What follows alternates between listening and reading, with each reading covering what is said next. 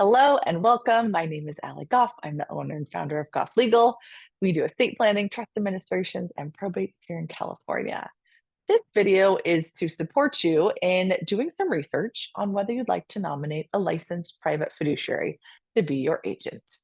This one will take a little bit longer than our normal videos because there's a lot of information to share with you, and I want you to know what to expect when this thought comes into your mind or was given to you by an attorney or you looked it up online.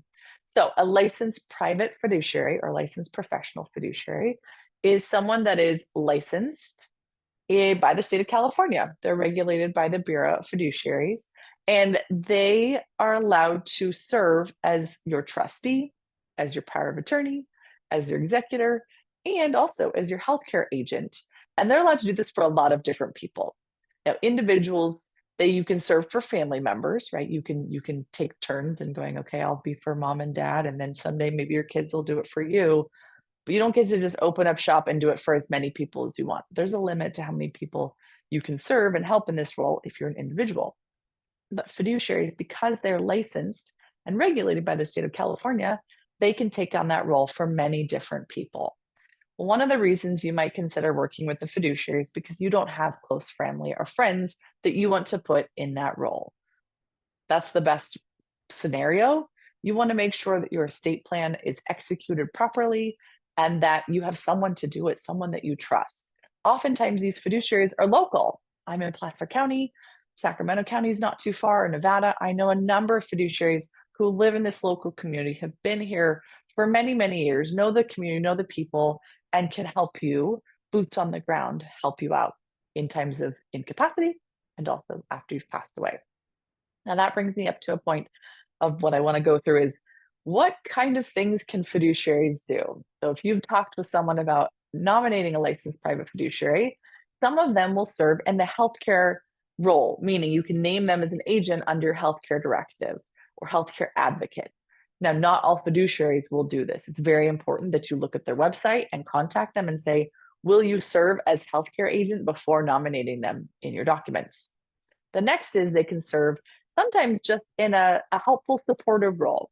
You're alive, you're doing well, but sometimes it's hard to pay your bills or do your tasks. You can hire a fiduciary to help you with bill pay or some asset management. You might consider at that point nominating them as agent for power of attorney, where they manage some of your assets, but not all of your assets.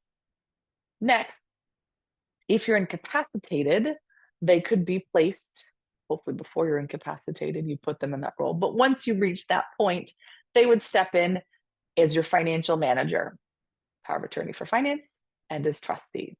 And after you're gone, they can sometimes serve as trustee and executor. Not all fiduciary businesses are the same. Not all fiduciaries will serve in all roles. Some of them prefer healthcare. Some of them only do finance. Some of them are geographically located. There are some who only serve in a specific county. The thing you need to know is make sure you check with the fiduciary about whether they would accept your nomination before putting them in your documents. Now, your lawyer can do this for you, or you can call them. But if you're going to call them and interview them, understand that they have a business to run and they can't just stop all of their current client advocacy work just because you've called them. That doesn't mean they don't care about your business. They very much care and would love to help you, want to support you. But oftentimes they'll have a process that says, okay, I need you to fill out this form, and then I can schedule a time to chat with you. Now, if you want to have them review your trust and learn a lot more about you, they might have a fee that they would charge, much like a lawyer does, an intake fee to learn all the things about you, because they're going to take more than just 5 minutes on the phone to go, yeah, that sounds good, right? Some fiduciaries will want to review the documents before you actually sign them. So ask them that. Do you want to review my documents before I sign them to make sure you can serve in that role? Now, you can list whoever you want in your documents at any time, but you should know they don't have to accept. That goes for family members, by the way.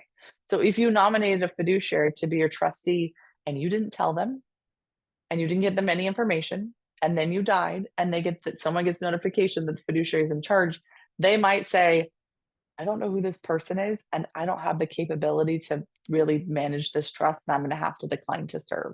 So before you just start adding people, I want you to check in with them and make sure that they can serve in that role.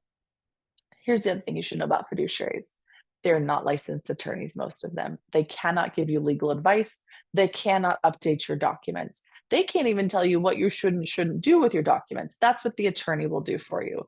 But they can tell you what their fees are. They can tell you their process. They can tell you what it would be like to work with their office. That's what you want to be asking them. But if you have questions about what your documents do, what is a power of attorney versus a will or a trust, one, you can go back into my YouTube and watch those. But two, contact your attorney and ask them. And you might also have in your binder, if you got a binder from our office, oftentimes from other lawyer offices, an explanation about what every document does. Now, I know they want to help you. They're not going to say, no, I won't help you, but just understand there are limitations. They can't say, yes, you need to update your documents, or no, you don't. Or here's how many agents you should have listed after me, or what the succession plan is. So please consider that they are not the end all be all, but they are a great tool and a great resource. They're also really wonderful if you have family members who are available, but are not going to get along. Family members who are just not in the right place. They've got young kids, they've got a business, they're running around doing all these things, and you're going to add being your financial agent, paying all your bills, and when you're gone, selling your house and selling all the property and distributing everything after an accounting. Maybe not the best for that particular person. Not that they're not willing to serve, but it can be very time consuming and very emotional. So if you don't put that burden on your family, a fiduciary can be a good option. And then lastly, a lot of times we deal with fiduciaries, we appoint them when there is a dispute. If you watched any of my videos about co-trustees or joint agents or what to happen when something goes wrong, you'll know that fiduciaries often are the ones that are nominated. They're a third party. They're neutral. They're not related to any of you. They have no stake in the outcome of the case or the family or the trust or anything. Their job is just to manage the funds and distribute it where everyone says it should go. So they're often appointed in times of crisis and turmoil to calm things down and get things moved forward. So those are the things I think you should know about fiduciaries. If you're thinking about selecting one, spend some time on their website, call their office and see if you could schedule a quick phone call with them to learn more about them.